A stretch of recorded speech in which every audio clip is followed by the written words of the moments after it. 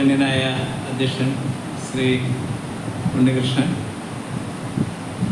അതുപോലെ തന്നെ ദീർഘനാള് നമ്മുടെ സഹകരണ മേഖലയ്ക്ക് എഴുത്തുകൊണ്ടും പ്രസംഗം കൊണ്ടും ഉപദേശം കൊണ്ടുമെല്ലാം മാർഗനിർദ്ദേശം നൽകുന്ന ഒരു സഹകരണ സംഘത്തിൻ്റെ രജിസ്ട്രാറോ അല്ലെങ്കിൽ അതിൻ്റെ നേതാവോ എങ്ങനെ ആയിരിക്കണം എന്നതിനെ സംബന്ധിച്ച് പറയാറുണ്ട്. We shall be the guide, friend and philosopher. ഒരു സഹകരണ സംഘത്തിൻ്റെ വഴികാട്ടിയും സഹകരണ സംഘത്തിൻ്റെ സുഹൃത്തും സഹകരണ സംഘത്തിന് താത്വികമായ ഉപദേശങ്ങൾ നൽകാൻ കഴിവുള്ള ആളുമായിരിക്കണം. ആ ഒരു കടമയാണ് വാസ്തവത്തിൽ വർഷങ്ങളായി Shri B P Pillai sir നിർവഹിക്കുന്നത്. Shri B P Pillai sir, അതുപോലെ തന്നെ ശ്രീ രഘു, ഈ സഹകരണ മേഖലയിൽ ഒട്ടനവധി പരീക്ഷണങ്ങൾ ഒറ്റയ്ക്ക് ധീരമായി നടത്തിക്കൊണ്ടിരിക്കുന്ന എൻ്റെ സുഹൃത്തു കൂടിയായിട്ടുള്ള ശ്രീ ബാബു, ഈ ചടങ്ങിൽ വളരെ കാര്യമാത്ര പ്രസക്തമായ ഒരു വിഷയത്തെ സംബന്ധിച്ച് പഠിക്കാനും മനസ്സിലാക്കാനും എത്തിച്ചേർന്നിട്ടുള്ള വിവിധ സംഘങ്ങളെ പ്രതി എത്തിച്ചേർന്നിട്ടുള്ള സഹകാരി സുഹൃത്തുക്കളെ, ഞാൻ 13 വർഷമായി ഈ സഹകരണ മേഖലയിൽ ഒരു സഹകരണ സംഘത്തിലും ഞാനിപ്പോൾ പ്രവർത്തിക്കുന്നില്ല. പക്ഷേ ഈ സഹകരണ മേഖലയുടെ കരുത്തും ഈ സഹകരണ മേഖല പ്രതിദാനം ചെയ്യുന്ന ജനവിഭാഗങ്ങളുടെ ക്ഷേമത്തിനും ഈ സഹകരണ സംഘങ്ങൾ അത്യന്താപേക്ഷിതമാണ്, അതിനെ ശക്തിപ്പെടുത്തണം എന്ന ഒരു ആഗ്രഹത്തിൻ്റെ അടിസ്ഥാനത്തിലാണ് ഞാൻ പലപ്പോഴും ഇതുപോലെയുള്ള ചടങ്ങുകളിലും സെമിനാറുകളിലുമെല്ലാം സംബന്ധിക്കുന്നത്. നിയമങ്ങൾ എന്ന് പറയുന്നത് ഒരാളുടെ സ്വഭാവത്തെ നിയന്ത്രിക്കുവാൻ ഭരണാധികാരികൾ ഉണ്ടാക്കുന്ന ചില ചട്ടങ്ങളും സംവിധാനങ്ങളുമാണ്. ആളുടെ സ്വഭാവത്തെ നിയന്ത്രിക്കുവാനാണ് നിയമം എന്ന് പറയുന്നത്. അല്ലെങ്കിൽ നിയമത്തിൻ്റെ ആവശ്യമില്ല. ഇപ്പോൾ കാട്ടിലെ മൃഗങ്ങൾക്കൊരു നിയമമുണ്ടോ എന്ന് ചോദിച്ചാൽ കാട്ടിലെ മൃഗങ്ങൾക്ക് നിയമമില്ല. അവരുടെ ഇൻസ്റ്റിങ്ക്റ്റിൻ്റെ അല്ലെങ്കിൽ അവരുടെ വാസനാവിശേഷത്തിൻ്റെ അടിസ്ഥാനത്തിൽ ആശാൻ പറഞ്ഞതുപോലെ ജന്തുക്കളുടെ വാസനാവിശേഷം കൊണ്ട് അവർ കഴിയുന്നുവെന്ന് മാത്രമേ. അപ്പോൾ മനുഷ്യനെ ഈ അവൻ്റെ ഒരു നിയമം എന്ന് പറയുന്നത് ഒരു സാമൂഹ്യ ജീവിയാണ് മനുഷ്യൻ. അതാണ് മനുഷ്യൻ്റെ ഏറ്റവും വലിയ പ്രത്യേകത. മനുഷ്യൻ എന്തുകൊണ്ട് ഈ ഭൂമുഖത്തിൽ മനുഷ്യൻ മാത്രം ഇത്ര മേധാശക്തി നേടി? ആനയ്ക്ക് നമ്മളെക്കാൾ ശക്തിയുണ്ട്, സിംഹത്തിനും പുലിക്കും നമ്മളെക്കാൾ ശക്തിയുണ്ട്, ആക്രമണോത്സുകതയുണ്ട്. നമ്മൾക്ക് മുമ്പും ചില മനുഷ്യർ, നിയാണ്ടർത്താൽ അതുപോലെയുള്ള ചില മനുഷ്യരുണ്ടായിരുന്നു. അപ്പം ഇന്ന് ലോകത്തെല്ലായിടത്തും ബാധിച്ചിരിക്കുന്ന ഹോമോസെപ്പിയൻസ് എന്ന് പറയുന്ന ഒരു മനുഷ്യ വിഭാഗം എങ്ങനെ ഈ ലോകത്ത് അവർ ഈ അതിശയത്തെ സ്ഥാപിച്ചു എന്നുള്ളതിന് ഇപ്പോൾ നോഹ ഹരാരി അദ്ദേഹത്തിൻ്റെ സേപ്പിയൻസ് എന്ന് പറയുന്ന പുസ്തകത്തിൽ അദ്ദേഹം അതിൻ്റെ 2 കാരണങ്ങൾ പറയുന്നുണ്ട്. ഒന്ന്, മനുഷ്യൻ്റെ ഈ സംഘം ചേരുവാനുള്ള ഒരു പ്രത്യേക ഹോമോസെപ്പിയൻസിൻ്റെ ഈ സംഘം ചേരുവാനുള്ള അവരുടെ ഒരു ശ്രമം അല്ലെങ്കിൽ അതിനുള്ള കഴിവ്. ഇപ്പോൾ ചില ചെന്നായ്ക്കൾക്കുണ്ടത്. ചെന്നായ്ക്കൾ ഒരു പാക്ക് ഓഫ് വൂൾസ് എന്ന് പറയും. പാക്ക് ഓഫ് വൂൾസ് ചിലപ്പോൾ ഒരുപക്ഷെ ഒരു ആനയെ കീഴ്പ്പെടുത്തിയെന്ന് വരും, അല്ലെങ്കിൽ ഒരു സിംഹത്തെ കീഴ്പ്പെടുത്തിയെന്ന് വരും. അത് അവരുടെ സംഘബലത്തിലാണ്. അപ്പം ആ സംഘബലം ഹോമോസെപ്പിയൻസിനുണ്ടായത് കൊണ്ടാണ്, ആ സഹകരിച്ച ഒരു സാമൂഹ്യ ജീവിതത്തിൻ്റെ ഭാഗമായി അവർ മാറിയത് കൊണ്ടാണ് അവർ മറ്റെല്ലാവരെയും കീഴടക്കി. അതുപോലെ തന്നെ ആയുധങ്ങൾ നിർമ്മിച്ചെടുക്കുവാനുള്ള കഴിവുമാണ് ഈ മനുഷ്യനെ, ഈ ഭൂമുഖത്തെ മറ്റ് ജീവികളിൽ നിന്നും ഏറ്റവും പ്രധാനപ്പെട്ട ജീവിയാക്കി മാറ്റിയത്. അപ്പോൾ ആ സാമൂഹ്യ ജീവിതത്തിന് ചില നിയമങ്ങൾ അത്യാവശ്യമായിട്ട് വന്നു. അപ്പോൾ നമ്മൾ ബൈബിളിൽ കാണാം, ആദ്യത്തെ ബൈബിൾ വായിക്കുന്നവർക്കും അതിൽ വിശ്വസിക്കുന്നവർക്കും ആയിട്ടുള്ള ആളുകൾ, ഇപ്പോൾ ആദാമും ഹവ്വയും പാപം ചെയ്തതുകൊണ്ടാണ് ദൈവത്തിൻ്റെ വാഗ്ദത്ത ഭൂമിയിൽ നിന്നും ഇറക്കി വിട്ടത് എന്നാണ്. എന്താണ് അവർ ചെയ്ത പാപം? അവർക്ക് ഏറ്റവും വലിയ ഒരു ദൈവത്തിൻ്റെ വാഗ്ദത്ത ഭൂമിയിൽ തേനും പാലും ഒഴുകുന്ന ഒരു പ്രദേശത്തെ അവരെ സൃഷ്ടിച്ച് അങ്ങനെ വസിച്ചുകൊണ്ടിരിക്കുമ്പോൾ ദൈവം ഒരു നിയമവ്യവസ്ഥ വെച്ചു. എന്താണ് ദൈവം വെച്ച നിയമവ്യവസ്ഥ? എന്തായിരുന്നു വെച്ച് കഴിഞ്ഞാൽ, നിനക്ക് ഈ വാഗ്ദത്ത ഭൂമിയിലെ എല്ലാ മരങ്ങളിലെയും ഫലങ്ങൾ നിനക്ക് ആസ്വദിക്കാം, ഭക്ഷിക്കാം. പക്ഷെ ഒരു വൃക്ഷത്തിൻ്റെ ഫലം മാത്രം, നന്മയും തിന്മയും ഫലങ്ങൾ പ്രതിദാനം ചെയ്യുന്ന വർഷിക്കുന്ന അറിവിൻ്റെ വൃക്ഷത്തിൻ്റെ ഫലം മാത്രം നീ ഭക്ഷിക്കരുത് എന്നാണ് ദൈവം കൽപ്പിച്ച കൽപ്പന. ആ കൽപ്പന സർപ്പത്തിൻ്റെ പ്രലോഭനത്തിൽ, ഹവ്വയുടെ പ്രലോഭനത്തിൽ ആദാമും ഹവ്വയും ലംഘിച്ചു. അതുകൊണ്ട് ആ ലംഘനം കൊണ്ട് വാഗ്ദത്ത ഭൂമിയിൽ നിന്നും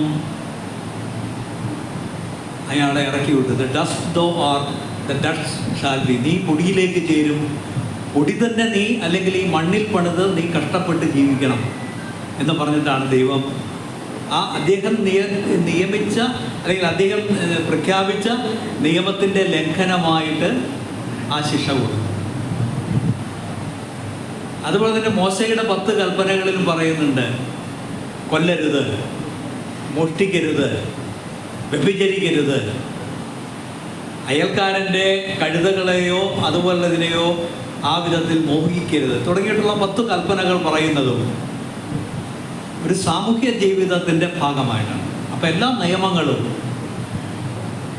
ഒരു സാമൂഹ്യ ജീവിതത്തെ ഒരു ഓർഡറിലാക്കാൻ, അല്ലെങ്കിൽ അതിനെ ക്രമപ്പെടുത്താനുള്ള ഒരു സംവിധാനത്തിൻ്റെ ഭാഗമായിട്ടാണ് നിയമങ്ങൾ ഉണ്ടാകുന്നത്. പക്ഷേ നമ്മൾ പലപ്പോഴും മനസ്സിലാകുന്ന, അല്ലെങ്കിൽ പറഞ്ഞാൽ എപ്പോഴും സമൂഹത്തിൽ ഓർഡർ മാത്രമല്ല, രണ്ടും സമൂഹത്തിലുണ്ട്. സമൂഹത്തിനൊരു ക്രമവുമുണ്ട്, ഒരു ക്രമവിരുദ്ധതയുമുണ്ട്. അത് ഈ പ്രപഞ്ചത്തിലുണ്ട്. ഇപ്പോൾ ക്വാണ്ടം മെക്കാനിക്സ് പഠിച്ചിട്ടുള്ള ആളുകൾക്കറിയാം, ഒരു നിയമത്തിനും വഴങ്ങുന്നതല്ല അതിൻ്റെ ചലനങ്ങൾ. അപ്പോൾ രണ്ടും ഈ പ്രപഞ്ചത്തിലുണ്ട്. ഒരു സമയത്ത് ഓർഡർ ഉണ്ടാക്കാൻ ശ്രമിക്കുന്നു, മറുവശത്ത് ആന്തരികമായി അത് ഡിസോർഡറിലേക്ക് പോകുന്നു. ബെർനാർഡ് റസ്സൽ അദ്ദേഹത്തിൻ്റെ വെസ്റ്റേൺ ഫിലോസഫി എന്ന് പറയുന്ന പുസ്തകത്തിൻ്റെ ആമുഖത്തിൽ അദ്ദേഹം പറയുന്നുണ്ട്, ഈ നമ്മുടെ മനുഷ്യ സമൂഹത്തിൻ്റെ ചരിത്രം ആകെ എടുത്ത് പരിശോധിച്ചാൽ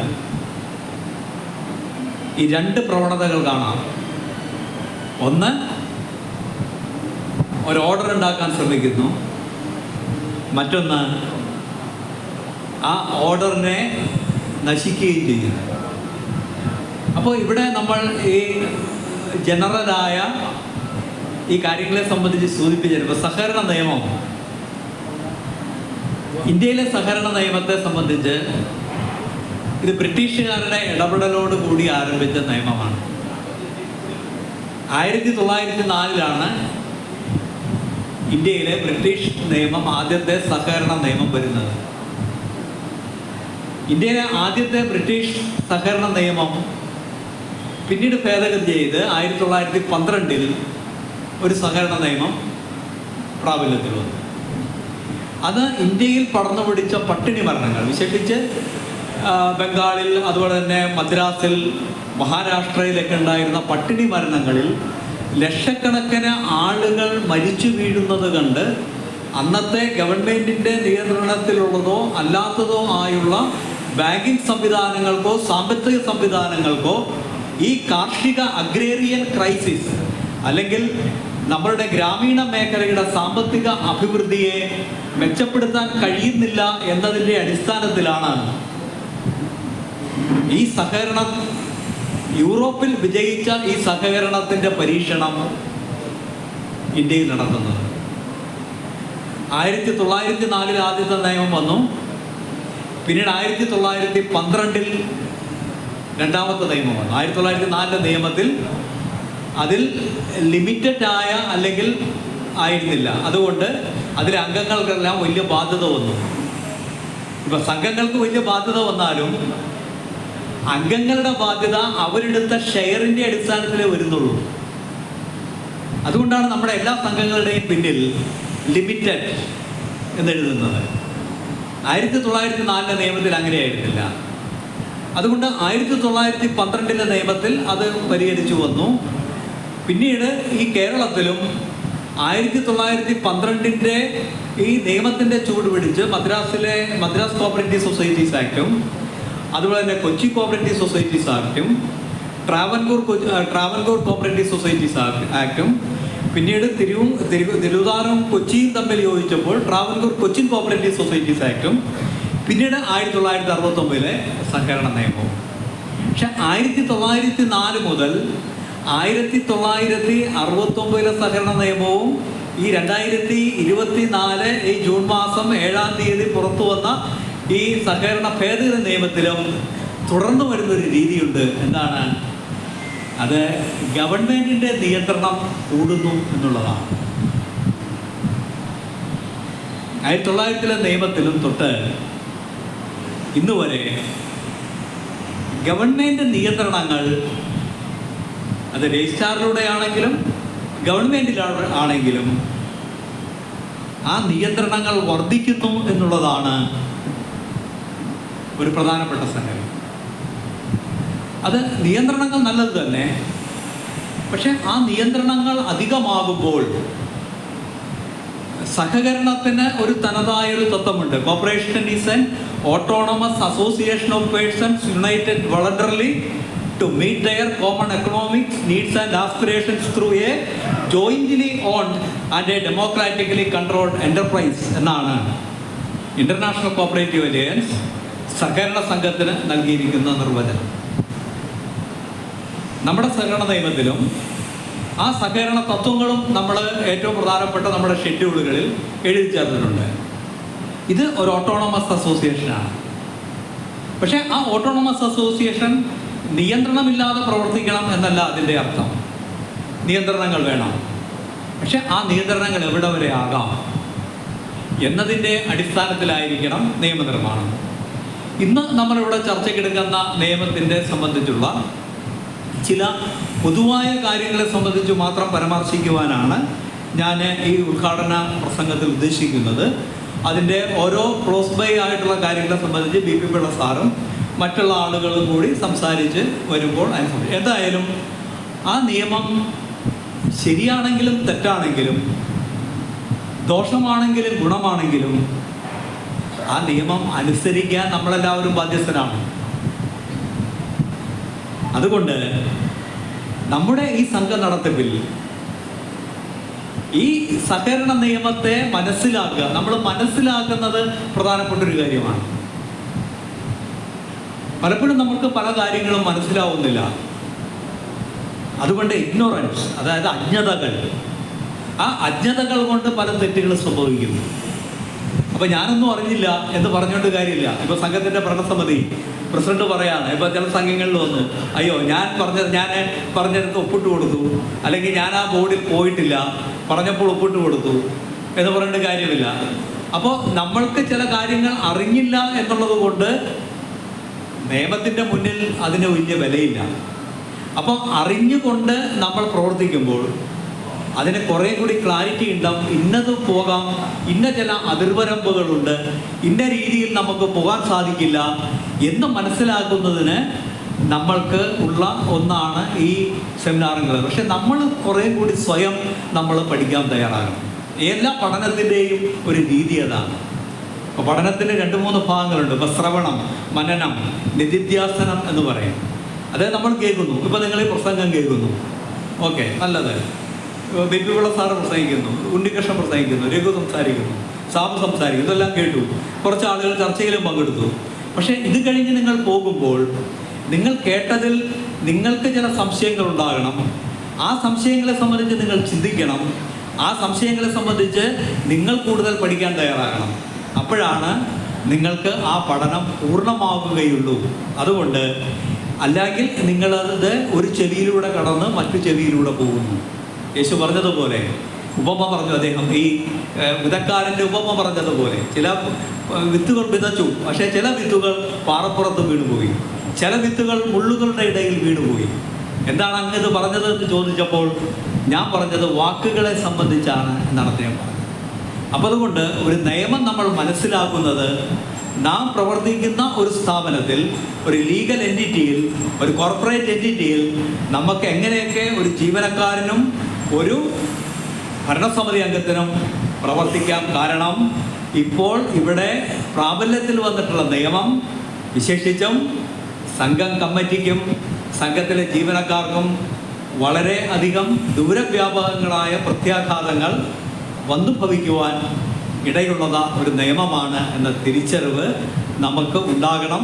അതിൻ്റെ അടിസ്ഥാനത്തിൽ നമുക്ക് പ്രവർത്തിക്കേണ്ട ഈ ഇപ്പോഴത്തെ 2024 ആക്ട് 19 ഓടുകൂടി പ്രാബല്യത്തിൽ വന്ന നിയമം, അത് ഏതാണ്ട് ഒരു 5 വർഷത്തെ ഒരു പ്രോസസ്സോട് കൂടിയാണ് ആ നിയമപ്രക്രിയ തുടങ്ങുന്നത്. 2019 നമ്മളുടെ ഈ സെമിനാർ, പാലക്കാട് ചേർന്ന സെമിനാറിൽ സമഗ്രമായ ഒരു നിയമ ഭേദഗതി വേണം എന്നതിൻ്റെ അടിസ്ഥാനത്തിലാണ് അതിനുശേഷം ഒരു കമ്മിറ്റി രൂപീകരിച്ചു. ഞാനും ആ കമ്മിറ്റി, അഡീഷണൽ അഡ്വക്കേറ്റ് ജനറലായിരുന്ന ശ്രീ കെ രവീന്ദ്രനാഥൻ ചെയർമാനായി രൂപീകരിച്ച കമ്മിറ്റിയിലും ഞാനും അംഗമായിരുന്നു. അങ്ങനെ 2019 ആ കമ്മിറ്റി അവർ ചില നിർദ്ദേശങ്ങൾ കൊടുത്തു. ആ നിർദ്ദേശങ്ങളുടെ അടിസ്ഥാനത്തിൽ ഈ സെലക്ട് കമ്മിറ്റി ബില്ല് 2022 ബില്ല് അവതരിപ്പിച്ചു. അത് സെലക്ട് കമ്മിറ്റിക്ക് വിട്ടു. സെലക്ട് കമ്മിറ്റി എന്ന് പറഞ്ഞു കഴിഞ്ഞാൽ നിയമസഭയ്ക്ക് 2 പ്രൊസീജിയർ ഉണ്ട്. ഒന്ന് സബ്ജക്റ്റ് കമ്മിറ്റിക്ക് വിടാം, സെലക്ട് കമ്മിറ്റിക്ക് വിടാം. സബ്ജക്റ്റ് കമ്മിറ്റി എന്ന് പറഞ്ഞു കഴിഞ്ഞാൽ MLA-മാർ മാത്രം അടങ്ങുന്ന ഉപസമിതിയാണ്. സെലക്ട് കമ്മിറ്റി എന്ന് പറഞ്ഞു കഴിഞ്ഞാൽ MLA-മാർ അടങ്ങുന്ന സമിതിയാണെങ്കിലും അവർ എല്ലാവരുടെയും അഭിപ്രായങ്ങൾ തേടിയിട്ടാണ് ആ ബില്ലിന് രൂപം നൽകുന്നത്, ആ നിയമത്തിന് രൂപം നൽകുന്നത്. ആ സെലക്ട് കമ്മിറ്റി ഏതാണ്ട് 10-18ഓളം 22ഓളം സിറ്റിങ്ങുകൾ നടത്തി ജില്ലയിലെ സഹകാരികളുടെ അഭിപ്രായങ്ങൾ കേട്ടു. മഹാരാഷ്ട്ര അടക്കമുള്ള സംസ്ഥാനങ്ങൾ അവർ സന്ദർശിച്ചു. അങ്ങനെ ആയിട്ടാണ് ഈ ബില്ല് അവസാനം 7/7/2024 പ്രാബല്യത്തിലാണ്. അപ്പോൾ 2019 ആ സഹകരണ നിയമത്തിൽ സജസ്റ്റ് ചെയ്ത ഭേദഗതിക്ക് പുറമെ നമ്മുടെ കേരളത്തിലെ സഹകരണ സംഘങ്ങളിൽ പെട്ടെന്ന് ചില കാര്യങ്ങൾ സംഭവിച്ചു. അത് ഈ 2-3 വർഷക്കാലത്തിനിടയിൽ സംഭവിച്ചതാണ്. വിശേഷിച്ച് കോവിഡിനുണ്ടാക്കിയ പ്രതിസന്ധി, അതിനുശേഷം ആളുകളുടെ ഇടയിൽ വന്ന സാമ്പത്തിക ബുദ്ധിമുട്ടുകൾ, അതിനുശേഷം വന്നിട്ടുള്ള ചില സംഘങ്ങളിൽ നടന്നിട്ടുള്ള ചില അപഹരണങ്ങൾ, ക്രമക്കേടുകൾ, സഹകരണ മേഖലയുടെ വിശ്വാസ്യതയെ ബാധിക്കുന്ന വിധത്തിൽ അതിഭയങ്കരമായി സഹകരണ മേഖലയെ തകർക്കുന്ന വിധത്തിലുള്ള മാധ്യമ പ്രചരണങ്ങൾ, ചില സംഘങ്ങളിൽ നടന്നിട്ടുള്ള സഹകരണ തത്വങ്ങൾക്കോ ഒരു സാമാന്യമായ ഒരു തത്വങ്ങൾക്കോ യോജിക്കാത്ത പ്രവർത്തനങ്ങൾ, ഇതിൻ്റെയും കൂടി അടിസ്ഥാനത്തിലാണ് ഈ 2024 നിയമങ്ങൾ രൂപപ്പെടുത്തുമ്പോൾ സ്വാഭാവികമായിട്ടും ഗവൺമെൻറ് ആ രീതിയിൽ ഈ സഹകരണ മേഖലയുടെ നിയന്ത്രണം കുറെ കൂടി കർശനമാക്കുന്നതും കാര്യക്ഷമമാക്കുന്നതിനും എന്ന രീതിയിൽ ഈ നിയമം അവതരിപ്പിച്ചിട്ടുള്ളത് എന്നാണ് ഞാൻ മനസ്സിലാക്കുന്നത്. പ്രധാനമായും 57 സെക്ഷനുകളിൽ ആദ്യത്തെ ഒരു section this is the cooperative amendment act 2019 എന്ന് പറയുന്നൊഴിച്ചാൽ ബാക്കി 56 നിയമങ്ങളിൽ അത് ഭേദഗതി വരുത്തുകയുണ്ടായി. അതിൽ ശേഷം ചട്ടങ്ങൾക്ക് പ്രസിദ്ധീകരിച്ചിട്ടുണ്ട്. ചട്ടങ്ങളെ സംബന്ധിച്ച് പൂർണ്ണ രൂപത്തിലാകാത്തതുകൊണ്ട് ഞാൻ അതിനെ സംബന്ധിച്ച് പറയുന്നില്ല. പ്രധാനമായും നിയമങ്ങളെ സംബന്ധിച്ച് മാത്രമാണ് ഞാൻ പറയുന്നത്. നിയമം ഇപ്പോൾ പ്രാബല്യത്തിൽ വന്നു. ഈ സെക്ഷൻ 2, 3, 7, 8, 14, 15, 16, 18, 19, 20, 22, 26, 28, 29, 31, 32, 33, 34, 36, 56, 57, 59, 63, 64, 65, 66, 68, 69, 70, 73, 74, 76, 80, 88, 89, 94, 106 എന്നിങ്ങനെ 56 സെക്ഷനുകളായിട്ടാണ് ഈ പ്രധാനപ്പെട്ട ഭേദഗതികളുള്ളത്. ഞാൻ അതിൻ്റെ സൈലൻറ്റ് ഫീച്ചേഴ്സ്, ഈ 56 ഭേദഗതികളിലെ ഘടനാപരമായ ചില മാറ്റങ്ങളെ മുൻനിർത്തിയിട്ടുള്ള ചില സെക്ഷനെ സംബന്ധിച്ച് മാത്രമാണ് ഞാൻ ഈ ഉദ്ഘാടന പ്രസംഗത്തിൽ പറയാൻ ഉദ്ദേശിക്കുന്നത്. ബാക്കി ബി പിള്ള സാറ് സമഗ്രമായി പറയും എന്നാണ് ഞാൻ പ്രതീക്ഷിക്കുന്നത്. ഒന്ന് പ്രധാനപ്പെട്ട ഒരു വ്യത്യാസം എന്ന് പറയുന്നത് ഓഡിറ്റ് വന്നിട്ടുള്ള ഒരു വ്യത്യാസമാണ്. ഓഡിറ്റിനെ സംബന്ധിച്ച് 63(4) പ്രൊവൈസോ, അതായത് societies liable to file income tax returns, financial statements for that purpose shall be the duly certified by the auditor within 3 months of the financial year. അതായത് 3 മാസം ഒരു സാമ്പത്തിക വർഷം അവസാനിച്ചാൽ ഇൻകം ടാക്സ് കൊടുക്കേണ്ട സംഘങ്ങൾ ആ ഇൻകം ടാക്സിലേക്ക് കൊടുക്കുന്ന കണക്കുകൾ, ഫിനാൻഷ്യൽ സ്റ്റേറ്റ്മെൻറ്റുകൾ ഓഡിറ്റർമാർ സർട്ടിഫൈ ചെയ്യണം. 63(9) ഓഡിറ്റർക്ക് പുറമെ ടീം ഓഫ് ഓഡിറ്റേഴ്സും ഗവൺമെൻറ്റിൻ്റെ സ്കീം പ്രകാരം ഓഡിറ്റ് നടത്താൻ വ്യവസ്ഥ ചെയ്യുന്നു. 63(10) അപ്പക് സൊസൈറ്റിയുടെയും മറ്റും ഓഡിറ്റ് ചാർട്ടേഡ് അക്കൗണ്ടിന് നടത്തുന്ന ഫിനാൻഷ്യൽ ഓഡിറ്റ് ചാർട്ടേഡ് അക്കൗണ്ടിന് നടത്തുകയും അഡ്മിനിസ്ട്രേറ്റീവ് ഓഡിറ്റ് ഡിപ്പാർട്ട്മെൻറ്റ് നടത്തുകയും ചെയ്യുന്നു. ഓഡിറ്റിനെ സംബന്ധിച്ച് വരയ്ക്കുന്ന 64-ൽ ഫിനാൻഷ്യൽ സ്റ്റേറ്റ്മെൻറ്റ് നേരത്തെ 30 ദിവസമായിരുന്നു. അതിപ്പോൾ 15 ദിവസത്തിനുള്ളിൽ ആ സ്റ്റേറ്റ്മെൻറ്റ് കമ്മിറ്റി അല്ലെങ്കിൽ മാനേജ്മെൻറ്റ് ആ സ്റ്റേറ്റ്മെൻറ്റ് കിട്ടിക്കഴിഞ്ഞാൽ 15 ദിവസത്തിനുള്ളിൽ അത് ഓഡിറ്റർക്ക് സമർപ്പിക്കണം. 64(9) അനുസരിച്ച് ഇതിലെ വ്യവസ്ഥകൾ ലംഘിക്കുകയാണെങ്കിൽ പോലീസിൽ കംപ്ലൈൻറ്റ് ചെയ്യാൻ, പോലീസിന് കേസ് കൊടുക്കുവാൻ, ക്രിമിനൽ കേസ് രജിസ്റ്റർ ചെയ്യുവാൻ രജിസ്ട്രാർക്ക് അധികാരം നൽകുന്നു. അപ്പോൾ ഓഡിറ്റിൽ സമഗ്രമായ വ്യവസ്ഥകളാണ് കൊണ്ടുവന്നത്. ഇതിനെ സംബന്ധിച്ച് എനിക്കുള്ളൊരു അഭിപ്രായം, ഇപ്പോൾ ഇന്ന് ഇൻകം ടാക്സ് കൊടുക്കുന്നത് പ്രൈമറി ക്രെഡിറ്റ് സൊസൈറ്റീസ് മാത്രമല്ല. ഇപ്പോൾ കഴിഞ്ഞ ദിവസം എൻ്റെ അടുത്ത് ഫിഷറീസ് സൊസൈറ്റിയിലെ ആളുകൾ, എല്ലാ സൊസൈറ്റികളും ഇപ്പോൾ ഇൻകം ടാക്സ് അധികൃതരിൽ നിന്ന് നോട്ടീസുകൾ വന്നുകൊണ്ടിരിക്കുകയാണ്. എന്താണ് നോട്ടീസ്? അതായത് 2018-19 കാലഘട്ടത്തിൽ ഇൻകം ടാക്സ് നിയമത്തിലൊരു ഭേദഗതി വന്നു. ആ ഭേദഗതി അനുസരിച്ച് സെക്ഷൻ 80(p)യുടെ ആനുകൂല്യം ലഭിക്കണമെങ്കിൽ ഇൻകം ടാക്സ് റിട്ടേൺ കൊടുത്തിരിക്കണം. പല സംഘങ്ങൾക്കും പങ്കങ്ങളും അവർക്ക് കിട്ടിയ തെറ്റായ ഉപദേശത്തിൻ്റെ അടിസ്ഥാനത്തിൽ ഈ റിട്ടേണുകൾ സമർപ്പിച്ചിട്ടില്ല. അപ്പോൾ ഇൻകം ടാക്സുകാർ കേരള ബാങ്കിൽ നിന്നോ മറ്റു ബാങ്കിൽ നിന്നോ ഈ സംഘത്തിൻ്റെ അക്കൗണ്ട് ഉള്ളിടത്തുനിന്ന് കണക്കുകൾ എടുത്ത് നിങ്ങളുടെ കണക്കിൽ ഇത്ര രൂപ കണ്ടിരിക്കുന്നു, എന്താണ് കാരണം എന്ന് ചോദിക്കുന്നത്. ആ മുഖേന അവരോട് റിട്ടേൺ സമർപ്പിക്കാൻ ആവശ്യപ്പെടുകയും ആ റിട്ടേൺ സമർപ്പിച്ച് കഴിഞ്ഞാൽ അതിൻ്റെ അടിസ്ഥാനത്തിൽ അസസ്മെൻ്റ് ഓർഡറുകളും അതിനുള്ള ഭയങ്കരമായ ഒരു നൂലാമാലകളിലേക്ക് ആ സംഘങ്ങൾ ഇന്ന് കുരുങ്ങിപ്പോവുകയാണ്. ഇതിന് സഹായിക്കുവാൻ ഈ ഓഡിറ്റ് കൊണ്ട് സാധിക്കുമോ? എനിക്ക് മനസ്സിലാകാത്തൊരു കാര്യമാണ്, ആരാണ് ഓഡിറ്റ് നടത്തേണ്ടത്? നിയമപ്രകാരം ഇപ്പോൾ ഒരു കേസ് വന്നു, കേസ് നിങ്ങൾക്ക് വാദിക്കാം, അല്ലെങ്കിൽ കോടതിയിൽ വാദിക്കണമെങ്കിൽ നിങ്ങൾ അഡ്വക്കേറ്റ്മാരുടെ സഹായം നേടണം. അഡ്വക്കേറ്റ്മാരാണെങ്കിൽ വേറെ ഒരു അഡ്വക്കേറ്റിൻ്റെ വേഷം അവർ എൻറോൾമെൻറ്റ് ചെയ്ത് പാസ്സായി ലിസ്റ്റ് ചെയ്ത് ബാർ അസോസിയേഷനിൽ അവരെ മെമ്പർഷിപ്പ് എടുത്ത് അവരെ രജിസ്റ്റർ ചെയ്യപ്പെടുന്നവർക്ക് പ്രാക്ടീസ് ചെയ്യാൻ സാധിക്കും. അല്ലെങ്കിൽ അസുഖം വന്നു, ഒരു ഡോക്ടറെ അടുത്ത് പോകുന്നു. അപ്പോൾ എനിക്ക് മനസ്സിലാകാത്തൊരു സംഗതി, ഈ ഒരു സംഘത്തിന് ഇപ്പോൾ ഒരു ഫിനാൻഷ്യൽ ഇൻസ്റ്റിറ്റ്യൂഷന് ഇപ്പോൾ ഒരു സാധാരണ കച്ചവടം നടത്തുന്ന ആൾ ഒരു കണക്ക് കൊടുക്കുകയാണെങ്കിൽ അയാൾ ഒരു ചാർട്ടേഡ് അക്കൗണ്ടിന് എടുത്ത് തന്ന് ആ കണക്ക് കൊടുത്ത് ആ കണക്കിനെ സംബന്ധിച്ച് ഇൻകം ടാക്സിൻ്റെ ആളുകൾ എന്തെങ്കിലും സംശയം ചോദിച്ചാൽ ആ ടാക്സ് കൺസൾട്ടൻ്റാണ് പോകുന്നത്. ആ കണക്കിൽ ഇങ്ങനെയാണ് വരവ് വന്നിട്ടുള്ളതെന്ന് പറയുന്നത്. അപ്പം നമ്മുടെ ഓഡിറ്റ് ഡിപ്പാർട്ട്മെൻറ്റ് നടത്തിക്കോട്ടെ, യാതൊരു പ്രശ്നങ്ങളുമില്ല. പക്ഷേ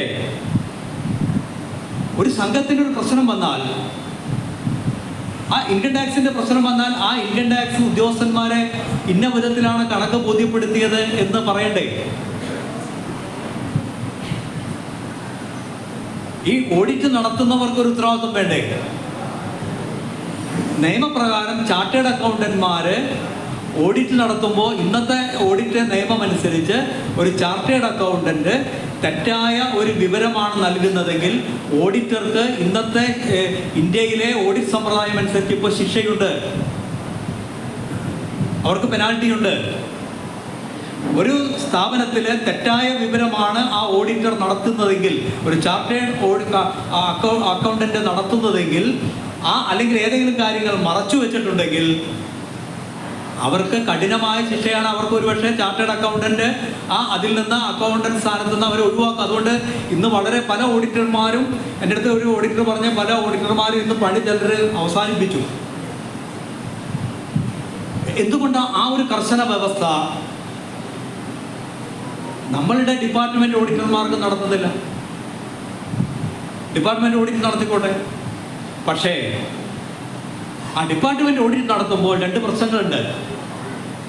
ഡിപ്പാർട്ട്മെന്റ് ഓഡിറ്റ് നടത്തുന്നെങ്കിൽ ഫിനാൻഷ്യൽ അക്കൗണ്ടുകളെ സംബന്ധിച്ച് ഉള്ള ജ്ഞാനം എത്രയാണ്? ഒരു ചാർട്ടേഡ് അക്കൗണ്ടന്റ് ആ ഫിനാൻഷ്യൽ ജ്ഞാനത്തിൻ്റെയും അക്കൗണ്ടിൻ്റെയും അടിസ്ഥാനത്തിലാണ് തയ്യാറാക്കുന്നത്. ഇപ്പം സംഭവിക്കുന്ന എന്താണ്? ഡിപ്പാർട്ട്മെന്റിന്റെ ഓഡിറ്റ് ഇൻകം ടാക്സിന്റെ ആളുകൾ ഒരു വിലയും കൽപ്പിക്കുന്നില്ല. ഡിപ്പാർട്ട്മെന്റ് നഷ്ടത്തിലാക്കിയ സംഘങ്ങളിലും കോടിക്കണക്കിന് രൂപയുടെ അസസ്മെന്റ് ഓർഡറുകളാണ് വരുന്നത്. ഇനി ഈ കണക്കുകൾ പലപ്പോഴും മിക്ക സംഘങ്ങളിലും കൺകറന്റ് ഓഡിറ്റർമാരെന്ന് പറയുന്നു. എത്രയോ സംഘങ്ങളിൽ എൻ്റെ അടുത്തൊരു സംഘം വന്നു, ഫിനാൻഷ്യൽ സ്റ്റേറ്റ്മെന്റ് കൊടുത്തിട്ടും ഓഡിറ്റ് ഈ ഇൻകം ടാക്സ് ഇപ്പോൾ ഒരു പ്രശ്നം വന്നിട്ടുണ്ട്. നമ്മൾ ഇൻകം ടാക്സിൽ എന്താ കാര്യം വെച്ചാൽ, ഇൻകം ടാക്സ് ഇപ്പോൾ കംപ്ലീറ്റ് ഫേസ്ലെസ് സിസ്റ്റമാണ്, ഓൺലൈനായിട്ടാണ് ഫയലിംഗ്. ഇപ്പോൾ ഈ സംഘങ്ങളും അല്ലെങ്കിൽ അതോ അസോസിയേഷൻ ഓഫ് പേഴ്സൺസ് കമ്പനീസിന് എല്ലാവർക്കും ഫയൽ ചെയ്യാൻ നിശ്ചിതമായ ദിവസങ്ങളുണ്ട്. സെപ്റ്റംബർ 30, ഒക്ടോബർ 30, ഡിസംബർ എന്ന് പറഞ്ഞ ദിവസങ്ങളുണ്ട്. ഈ ദിവസങ്ങൾ കഴിഞ്ഞ് ഒരു സംഘമോ ഒരു വ്യക്തിയോ ഇൻകം ടാക്സ് സമർപ്പിക്കാൻ ചെന്നാൽ അവരുടെ സൈറ്റ് തുറക്കില്ല.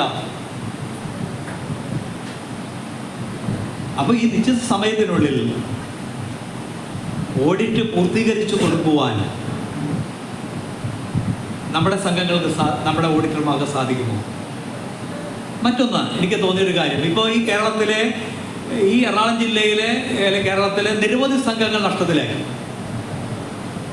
പക്ഷെ ഡിപ്പാർട്ട്മെന്റ് ഓഡിറ്റർമാർ ഭരിക്കുന്ന ചില സംഘങ്ങളിൽ ലാഭമാണ്. അതെങ്ങനെയാണ് ഈ കണക്ക്? എനിക്കത് മനസ്സിലാവുന്നില്ല. ഒരേ താലൂക്കിലെ ഒരു പ്രദേശത്ത് പ്രവർത്തിക്കുന്ന ഒരു സംഘവും അപ്പുറത്ത് പ്രവർത്തിക്കുന്ന സംഘവും, ആ സംഘം ഡിപ്പാർട്ട്മെന്റ് ഓഡിറ്റ് ആണെങ്കിൽ, ഡിപ്പാർട്ട്മെന്റ് സെക്രട്ടറി ആണെങ്കിൽ അവിടെ ലാഭം.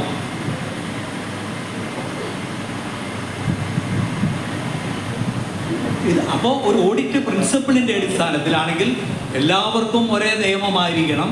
അപ്പോൾ ഈ നിയമങ്ങൾ ഇതേ വിധത്തിൽ നടപ്പിലാക്കുമ്പോൾ പ്രായോഗികമായി ഒരു കണക്ക് ശരിയാക്കി കൊടുത്താലും ഓഡിറ്റ് പൂർത്തീകരിച്ച് കൊടുത്തില്ലെങ്കിൽ ഓഡിറ്റർമാർക്കും റെസ്പോൺസിബിലിറ്റി ഉണ്ടായെങ്കിൽ മാത്രമേ ഈ ഓഡിറ്റ് കാര്യക്ഷമമാകുകയുള്ളൂ. മറ്റൊന്ന്, ഇൻകം ടാക്സ് അടക്കമുള്ള ഇൻകം ടാക്സ് ഇപ്പോൾ ചേർന്ന് GST വരാം ഉള്ള കാര്യങ്ങളിൽ മാർഗനിർദ്ദേശങ്ങൾ കൂടി നൽകുവാൻ നമ്മുടെ ഓഡിറ്റർമാർക്ക് പര്യാപ്തമാകണം. അതിനനുസരിച്ച് പറ്റുന്ന ആളുകളെ ഓഡിറ്റ് ടീമിലേക്ക് ഇൻഡക്റ്റ് ചെയ്യണം. അപ്പോൾ സംഘങ്ങൾ അവർക്ക് അവരുടെ കണക്കുകൾ കൃത്യമായി അവർക്ക് ഈ ഒരു പ്രശ്നങ്ങളില്ലാതെ സമർപ്പിക്കണം. മറ്റൊന്ന്, കോമൺ സോഫ്റ്റ്വെയറിനെ സംബന്ധിച്ചാണ്. അതായത് 2dB34A RCS has given power 64 അനുസരിച്ച് എല്ലാം കോമൺ സോഫ്റ്റ്വെയറെ സംബന്ധിച്ച് പറയും. കോമൺ സോഫ്റ്റ്വെയർ എന്ന് പറയുന്ന ആശയത്തിന് വലിയ തെറ്റൊന്നുമല്ല. പക്ഷേ ഇതെല്ലാം എങ്ങനെ നടപ്പിലാക്കും എന്നതിനെ സംബന്ധിച്ച് രജിസ്ട്രാർ തീരുമാനിക്കും എന്നാണ് പറയുന്നത്. പക്ഷെ കോമൺ സോഫ്റ്റ്വെയറിൽ ഒരു അപകടവുമുണ്ട്. ഇന്ന് സംഘങ്ങൾ ഉപയോഗിക്കുന്ന സോഫ്റ്റ്വെയറുകളിൽ ഒട്ടനവധി പ്രശ്നങ്ങളുണ്ട്. കാരണം ഓരോ സംഘങ്ങളിലും അവിടുത്തെ വരുന്ന സോഫ്റ്റ്വെയർ ഉദ്യോഗസ്ഥന്മാർ അവരുടെ കമ്പനിക്കാരൊക്കെ ഇതാണ് ലോകത്തിലേക്ക് ഏറ്റവും നല്ല സോഫ്റ്റ്വെയർ എന്ന് പറഞ്ഞ് കമ്മിറ്റിക്കാരെയോ അല്ലെങ്കിൽ അതിലെ ജീവനക്കാരെയോ അതില്ലെങ്കിൽ തീരുമാനമെടുക്കാൻ കഴിവുള്ള ആ സംഘത്തിലെ ആരെങ്കിലും സ്വാധീനിച്ചിട്ടോ എല്ലാം അവരവരുടെ സോഫ്റ്റ്വെയറിൽ അടിച്ചേൽപ്പിക്കുകയും പലപ്പോഴും ഫലത്തിൽ പല സംഘങ്ങളുടെയും സോഫ്റ്റ്വെയറുകൾ പലപ്പോഴും ഫലപ്രദമല്ലാതിരിക്കുകയും ഒരു കോമൺ സോഫ്റ്റ്വെയർ ഉണ്ടാക്കി അതിൻ്റെ അടിസ്ഥാനത്തിൽ എല്ലാവർക്കും ഒരു കോമണായ ഒരു അക്കൗണ്ടിംഗ് സിസ്റ്റത്തിൻ്റെ അടിസ്ഥാനത്തിൽ ആ സോഫ്റ്റ്വെയർ ഏർപ്പെടുത്തുന്നതാണെങ്കിൽ അവർക്ക് ഇൻഡിവിജ്വലായി ഓരോ സംഘത്തിനുമുള്ള ഇൻഡിവിജ്വൽ യൂണിറ്റ് എന്നുള്ള നിലയിൽ ഒരു സോഫ്റ്റ്വെയർ ഡെവലപ്പ് ചെയ്യുകയാണെങ്കിൽ ആശയം വളരെ നല്ലതാണ്. അല്ലാതെ അതൊരു കോർ ബാങ്കിങ് സൊല്യൂഷനിലേക്ക് പോയി കഴിഞ്ഞാൽ ഈ സംഘങ്ങളിലെ ഈ കേരളത്തിലെ എല്ലാ സംഘങ്ങളുടെയും ക്രെഡിറ്റ് സംഘങ്ങളുടെയും എല്ലാ സോഫ്റ്റ്വെയറും കൂടി ഒരു കോർ ബാങ്കിങ് സംവിധാനത്തിലേക്ക് പോയി കഴിഞ്ഞാൽ ഈ സംഘങ്ങളുടെ ഇൻഡിവിജ്വാലിറ്റിയെയും ആ സംഘത്തിൻ്റെ പലവിധ കോംപ്ലിക്കേഷനിലേക്കും ആ സംഘത്തെ നയിക്കപ്പെടും. ഒന്ന്, ടെക്നോളജിയിൽ വരുന്ന മാറ്റങ്ങൾ, ആ മാറ്റങ്ങളിൽ നമ്മൾ ബഹു പിന്നിലാണ് നിൽക്കുന്നത്. അത്രയും വലിയ ടെക്നോളജി ഈ രംഗത്ത്, ഈ മൈക്രോ ക്രെഡിറ്റിൻ്റെ രംഗത്ത് ഏർപ്പെടുത്താൻ കപ്പാസിറ്റി ഉള്ള ഒരു സോഫ്റ്റ്വെയർ ഡെവലപ്പ് ചെയ്യുന്ന ഒരു സ്ഥാപനം ആ നിലയിൽ കണ്ടെത്തുക വളരെ ബുദ്ധിമുട്ടാണ്. അപ്പോൾ ഓരോ സംഘത്തിനും ഈ കേരളത്തിലെ എല്ലാ ക്രെഡിറ്റ് സംഘങ്ങൾക്കോ അല്ലെങ്കിൽ അതുപോലുള്ള സംഘങ്ങൾക്കോ സമാനമായ ഒരു സോഫ്റ്റ്വെയർ അവരുടെ മാത്രം ഉപയോഗത്തിന് എന്നുള്ള നിലയിൽ ആണെങ്കിൽ ആ സോഫ്റ്റ്വെയർ ചെയ്യുന്നത് നന്നായിരിക്കും. കുറേ കൂടി നല്ലൊരു എഫിഷ്യൻ്റായ ഒരു സിസ്റ്റം കിട്ടും. എല്ലാ സംഘങ്ങളിലും ഒരു അക്കൗണ്ടിങ് വരും.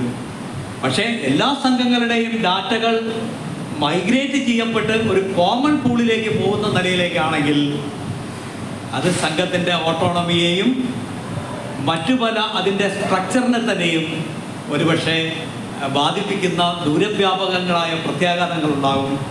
അതുകൊണ്ട് അത് ഒഴിവാക്കണം എന്നുള്ളതാണ് അതിനെ സംബന്ധിച്ച് പറയാനുള്ളത്.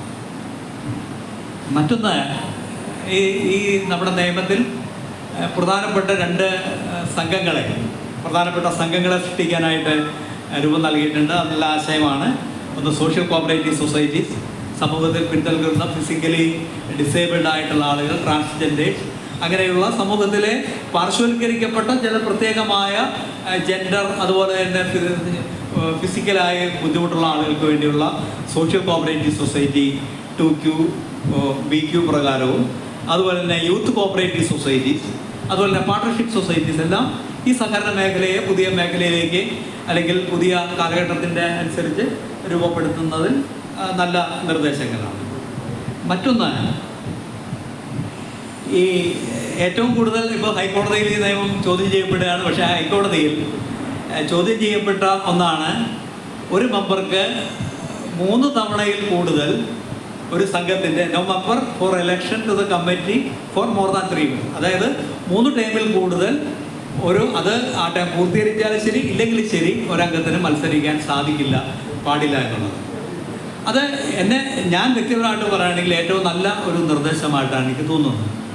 അതിനോട് എതിർക്കുന്നവരുണ്ടായിരിക്കും. കാരണം power corrupts man and absolute power corrupts absolutely എന്ന് പറയാം.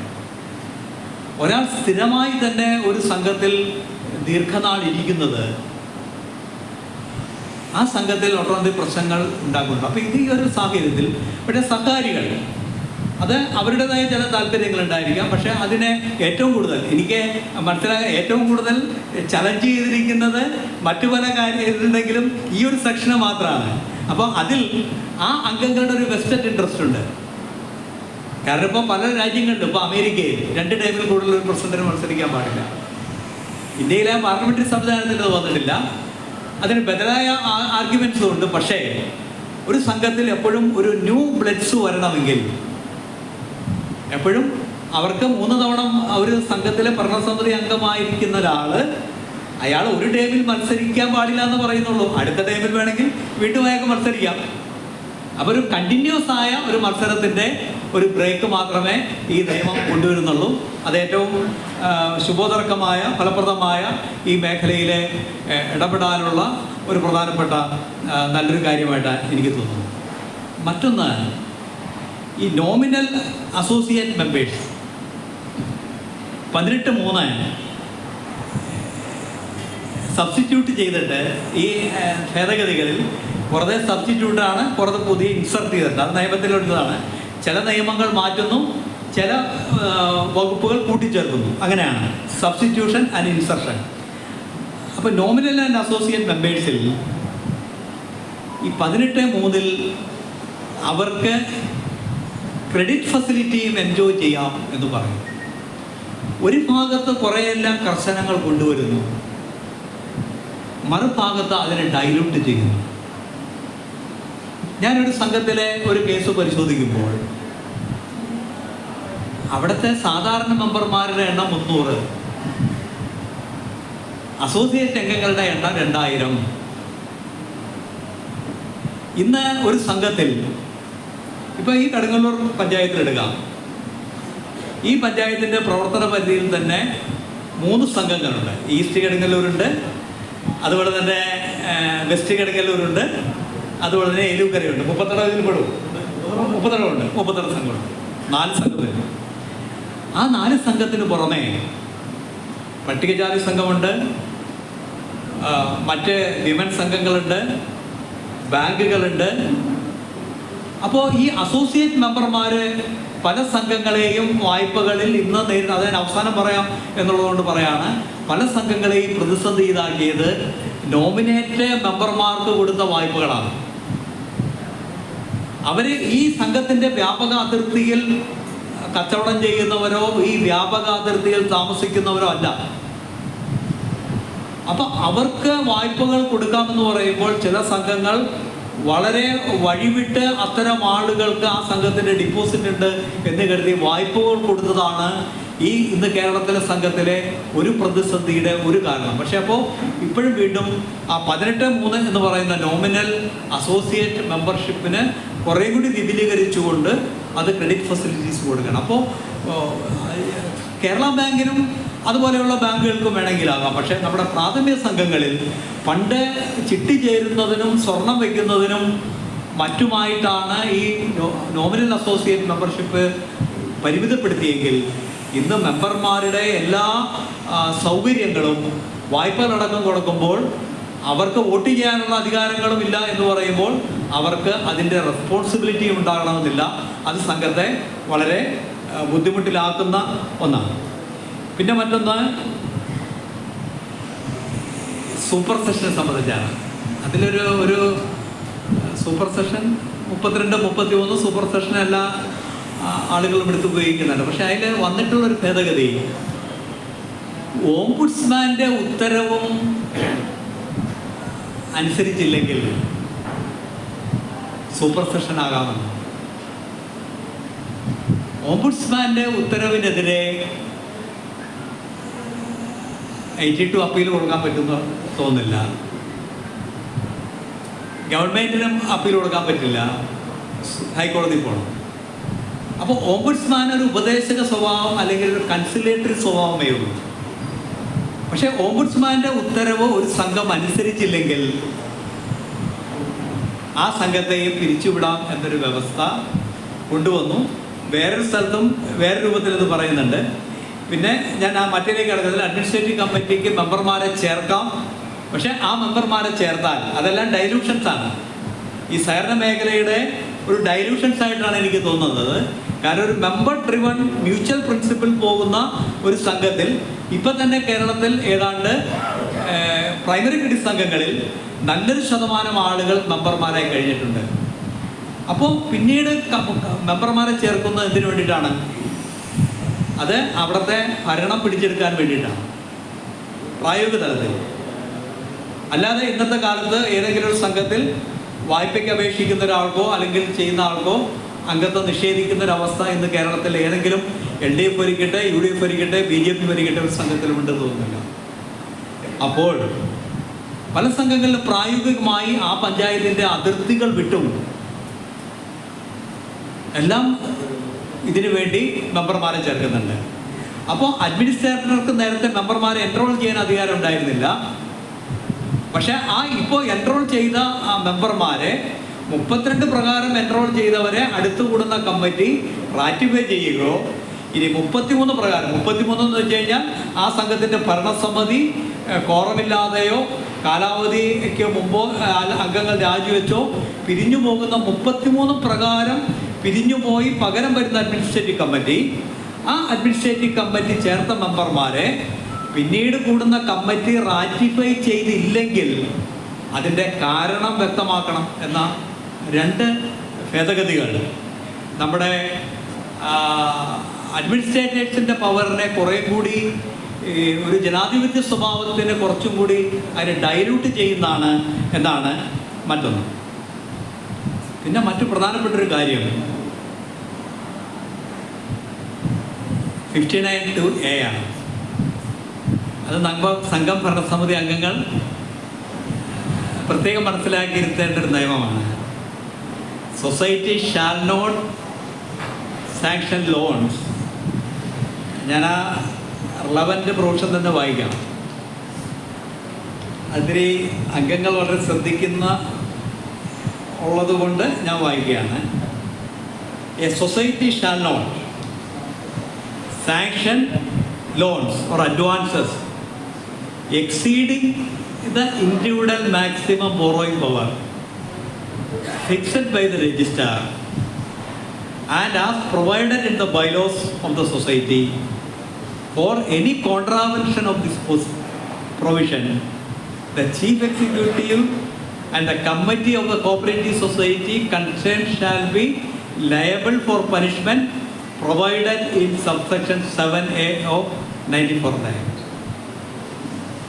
അതായത് ഒരു സംഘം നിങ്ങളുടെ ബൈലോയുടെ ഇൻഡിവിജ്വൽ മാക്സിമം ബോറോയിങ് പവർ, അത് അയാളുടെ ഷെയറിൻ്റെ ഇത്ര ഇരട്ടി എന്നൊക്കെ പറഞ്ഞ് നിങ്ങൾ നിശ്ചയിച്ചിട്ടുണ്ടാവും.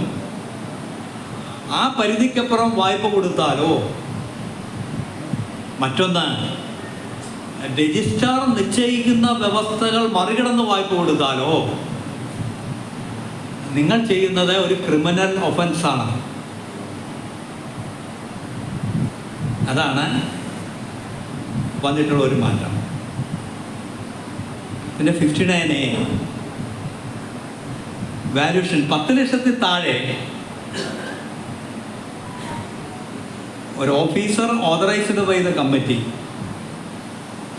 അല്ലെങ്കിൽ 10 ലക്ഷത്തിന് മുകളിൽ 5 ആളുകൾ.